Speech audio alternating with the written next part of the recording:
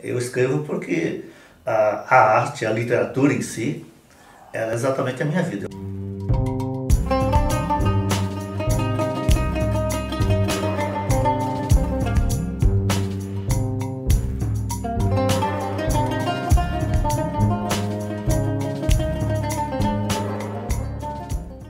Quando eu comecei a escrever, eu escrevia tantas coisas. Olha, eu fiz peças de teatro, eu fazia poesia, eu fazia, né, conto, crônica, me meti no romance, tanto que eu escrevi meu primeiro romance dos 16 aos 18 anos.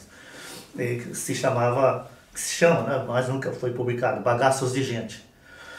E é interessante que eu carecia de informação, de como é a literatura. Então eu comecei a estudar literatura. Choveram flores quando as irmãs gêmeas nasceram. Meu bom pai fez festa, soltou foguetes, anunciando a boa nova no vale. Era primavera. O terreiro da fazenda se encheu de rosas brancas, vermelhas e amarelas. Todos estavam abobados. Ninguém conseguia entender o fenômeno. De onde vinham aquelas flores? O entendimento de cada um empacara. Elas vinham do céu. Mas onde estavam as roseiras? Não havia roseiras, simplesmente vinham do céu. Sempre fui um autodidata. Eu realmente sou rato de biblioteca. Na minha casa eu tenho livro em todos os lugares, na sala, na minha biblioteca, em quarto, etc. Né? Mas eu fiz letras, fui um bom aluno no curso de letras e fiz o mestrado em teoria da literatura, literatura brasileira. Então eu estudei realmente as formas literárias, li muito, para compor realmente aquilo que eu queria fazer, até decidir pelo conto e pelo romance. Então hoje eu tenho um estilo definido, eu faço conto e faço romance. A teoria da literatura me ajudou a criar um estilo. E depois o escritor ele tem que conhecer também todos os autores. Né? Se você não lê os outros autores, acaba realmente você, às vezes, fazendo coisas que os outros já fizeram. Claro que você recebe influência desses autores todos, né? Evidentemente. Eu vejo que, recentemente, eu estava vendo esse livro meu que eu escrevi entre os 16 e 18 anos, que nunca foi publicado. Então eu vejo lá umas coisas interessantes. Eu vejo lá a página que eu estou imitando Machado de Assis, outra que eu estou imitando Graciliano Ramos, outro que eu estou imitando José Luiz do Rego, outro Guimarães Rosa, e assim vai. Então esses foram os autores da minha formação. Eu estava lendo aferradamente todos esses autores, o Érico Veríssimo e tantos outros brasileiros e estrangeiros também, né? Até formar um estilo. Hoje a gente tem um estilo, mas até formar um estilo, que a dificuldade de quem está começando a escrever é formar um estilo.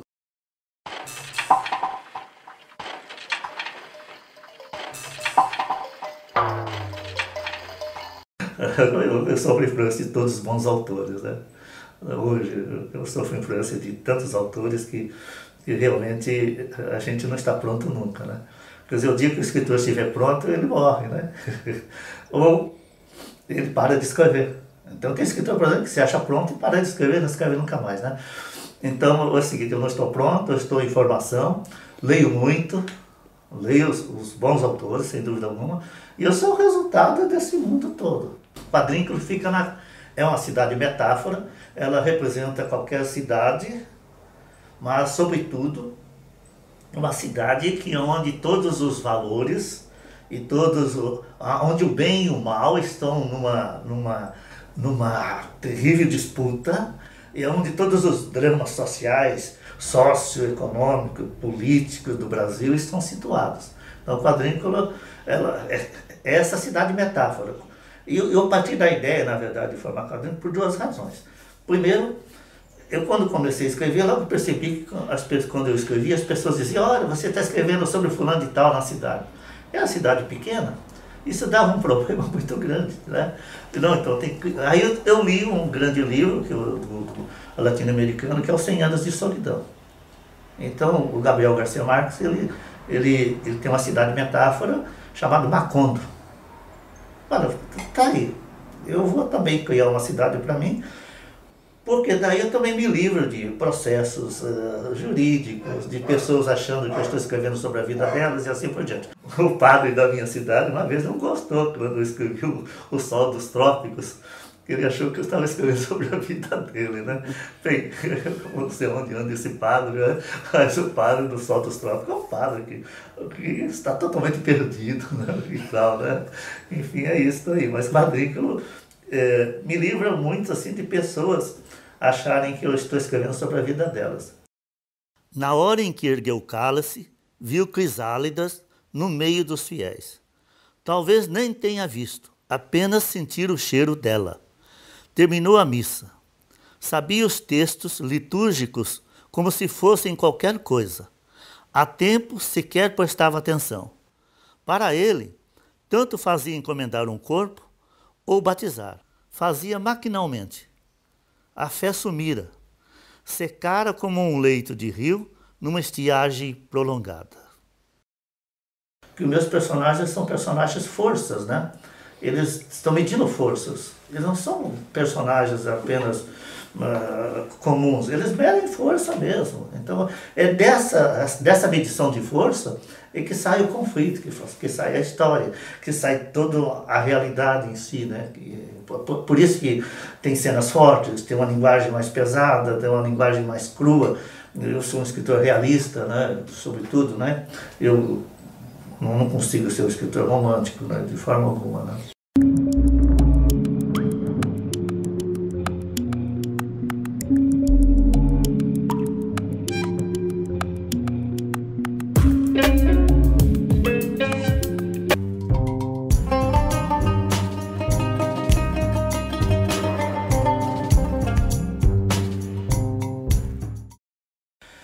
Na mesma pessoa tem tudo. Ela não é uma divisão como nos contos, nas formas simples, nos contos de fadas, o personagem ruim, outro personagem bom, não é isso daí. Nós temos dentro de nós o bem e o mal. Cada um de nós temos isso aí. Então, é claro que o mal, ele vai na frente. E o bem demora para chegar. Mas nós temos essas duas coisas. Então, os meus personagens, as minhas histórias, trabalham isso daí. Não há a definição do bem e do mal, mas estão ali numa luta constante. Por isso que os personagens são personagens força. É que isso de onde que vem? Você pode observar que o romance épico, a prosa épica, tem muito disto. Mas no caso da prosa épica, está bem definido a personagem do bem e a outra do mal. No meu caso não, isso é um caldeirão. O João Pó é do meu livro Acima do Chão. Muito desse livro é autobiográfico. E como eu sou um escritor realista, mas ao mesmo tempo eu tenho uma fé inabalável na vida. Eu acredito na vida. Eu protejo tudo que tem vida, né? Eu gosto da natureza, enfim, né? E o Acima do Chão, ele revela realmente a personagem João Pó. Ele deixa de ser uma pessoa rasa, uma pessoa comum, e espiritualmente ele se coloca acima do chão. Então eu digo o seguinte, as pessoas que têm um espírito bom, um espírito leve, os criativos, eles estão acima do chão, eles flutuam. Então, o João Pó é exatamente a personagem que, embora com todas as circunstâncias adversas, as coisas ruins que acontecem com ele vai em frente, ele batalha, ele luta, ele quer crescer, ele não se deixa abater. E isso tem muito do Davi. É por isso que é muito autobiográfico. Eu não me deixo abater pela circunstância. Claro que a gente fica chateado, a gente sofre, a gente fica magoado muitas vezes, mas essa proposta de vida, de crescer, de prosperar, de melhorar, de ter ideias boas, de contribuir com o mundo, de fazer com que o mundo seja melhor, essa é a ideia fundamental do João Pó. O João Pó trabalha aí, por isso Acima do Chão. E é um livro muito gostoso, eu gosto muito desse livro.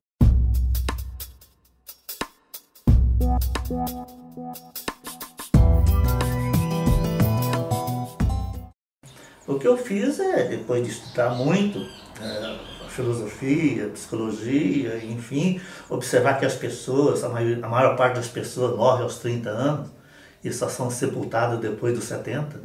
Levam 40 anos de velório e não sabem que estão no velório. Né? Levam 40 anos para descobrir que estão mortos e não sabem, né? Eu trato da morte mental. Então, na área da motivação, eu tenho 3 livros em que incitam o indivíduo, que motivam o indivíduo a viver, a construir um mundo melhor. Então, esses 3 livros, muito lidos, tem várias edições, as pessoas gostam muito, mas esses livros estão dentro da minha literatura. As minhas personagens refletem isto, sem dúvida alguma. O que eu escrevo nesses livros da área de motivação, de filosofia, de psicologia, estão dentro da minha literatura. Então é visível isso quem lê algum romance meu, algum conto meu. Então não há como separar muito. Didaticamente eu separei.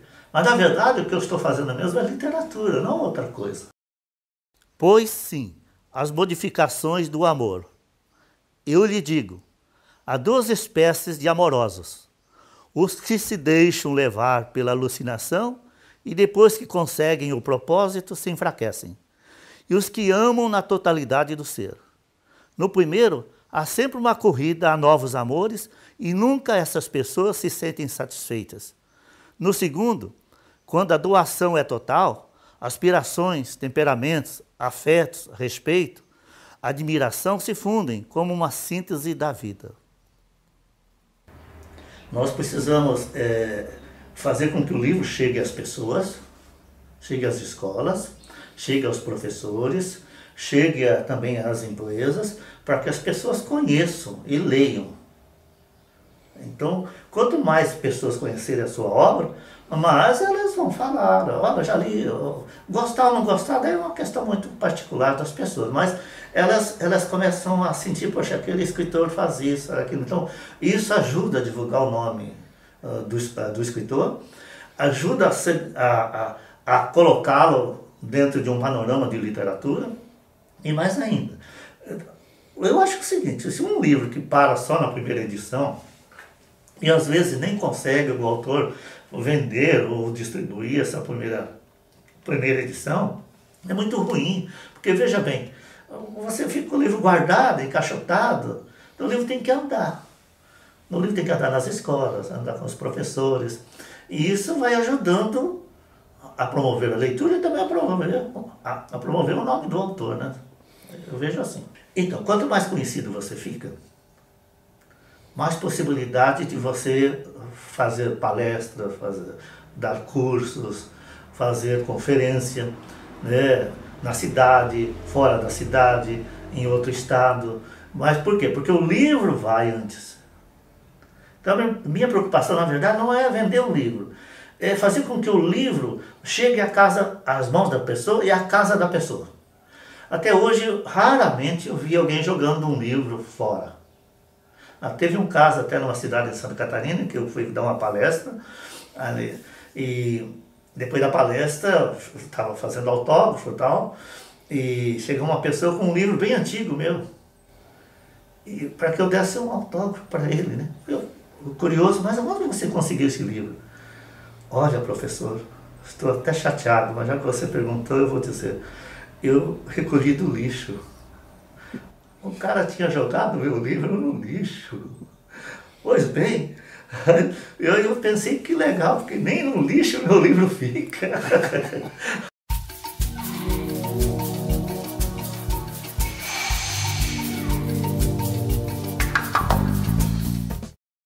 Bem, quando eu comecei a ser escritor, eu tinha muita dificuldade com as críticas. Mas eu queria agradar todo mundo. Aí chegou num momento que eu disse, pô, eu não preciso agradar todo mundo. Eu tenho que escrever aquilo que eu estou pensando. Então tem muitas pessoas que não gostam da minha literatura, porque a minha literatura é mais realista, contém algumas cenas indesejadas para elas, é uma linguagem mais pesada, enfim, tem pessoas que não gostam. Mas tem muita gente que gosta. Agora, a crítica literária mesmo, eu não tenho recebido crítica negativa. Quer dizer, toda uma crítica nacional é uma crítica positiva sobre meus livros. Isso, a crítica das pessoas especializadas, as pessoas, professores, estudiosos, críticos, enfim, eu tenho recebido críticas boas e consolida a minha obra. Agora, no dia a dia, eu vejo pessoas que não gostam. Para mim, ninguém fala mais nada, né? Eu acho que eles ou acham que não adianta falar mesmo, né? Ou resolveram deixar isso de lado. Quer dizer, eu vou escrevendo, né? Mas eu não me preocupo mais em agradar, não.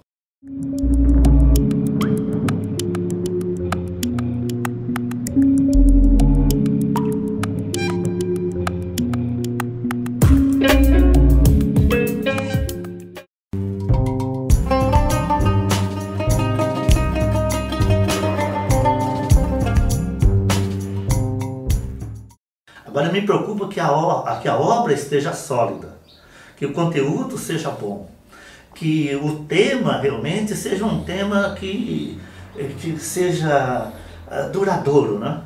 Eu não posso escrever um livro e já no mesmo, a hora que está pronto, o tema está envelhecido.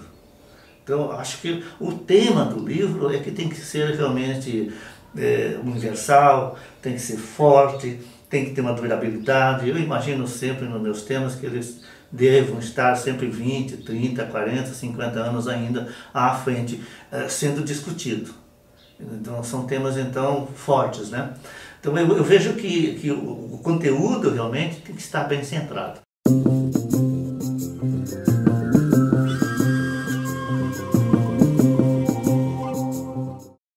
Geralmente alguns pais ligam aqui para casa, para mim, e falando, me criticando, até me ofendendo, que estão lendo meu livro, que os filhos dele não podem ler essas coisas, que eu tenho muito palavrões e tal, e assim por diante.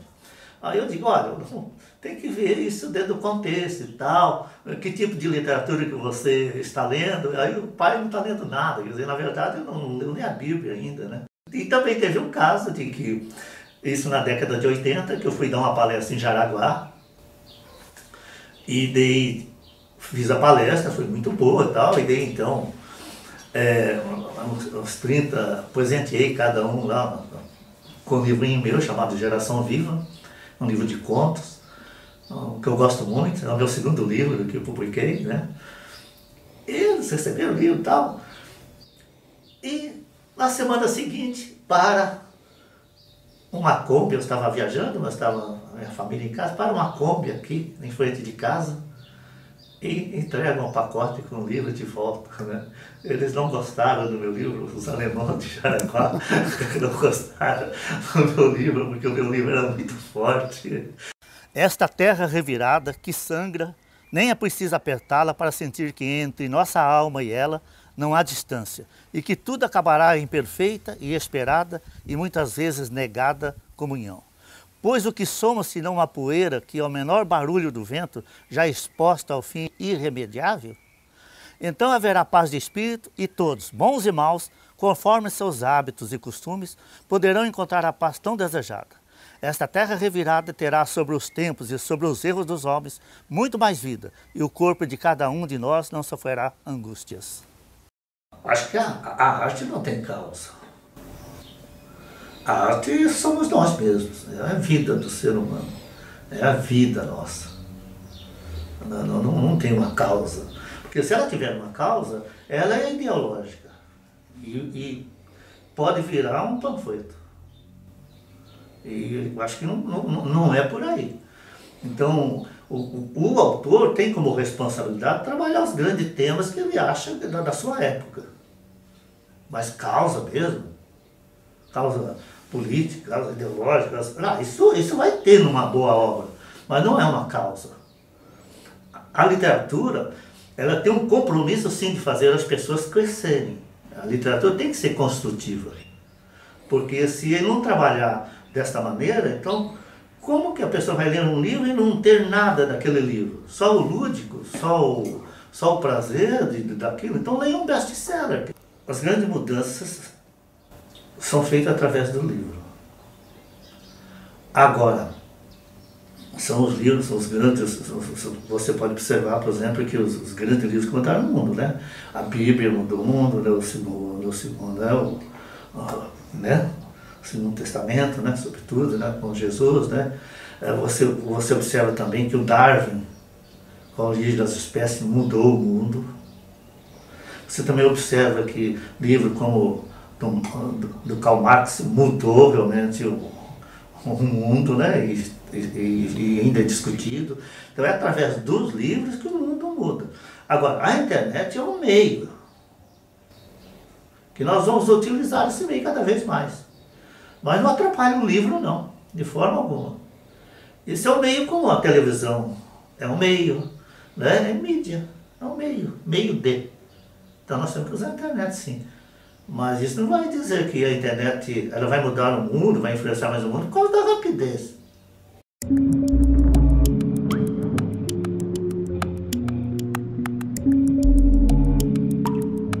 Então, na verdade, são duas revoluções. Não tem muitas revoluções no mundo, não. Uma, quando realmente se colocou o motor a vapor em cima de uma carroça e fez a locomotiva, que encurtou distância. Imagine como as pessoas demoravam para ir de um lugar para outro e tal, né? Então, a locomotiva. E na década de 80 para 90, a internet. Essa é uma mudança. Porque daí eliminou a distância. Primeiro, encurtou a distância. A segunda, eliminou. É engraçado você fazer essa trajetória de mudanças, né? E elas definem bem que evolução é o encurtamento de distância.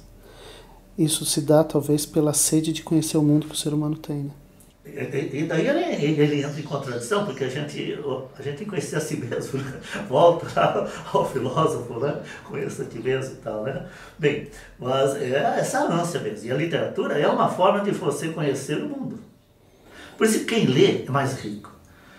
Por isso que por que nós somos atrasados no país? É bom falar sobre isso. Por que nós, brasileiros, somos atrasados? Nós estamos em quinta ou sexta economia do mundo, mas nós estamos em cultura, em educação, lá na rabeira, né? Bem, porque nós não lemos. Um povo que não lê, ele será sempre um povo subjugado, atrasado, ele não vai ter ideias, ele vai ser conduzido, ele vai ser enganado. Porque o que vai levar a gente para um mundo melhor, exatamente é a estrada do conhecimento, que vai me levar daqui, de onde eu estou hoje, para um mundo melhor e mais compreensivo e mais humanizado, exatamente o conhecimento. Essa é a estrada.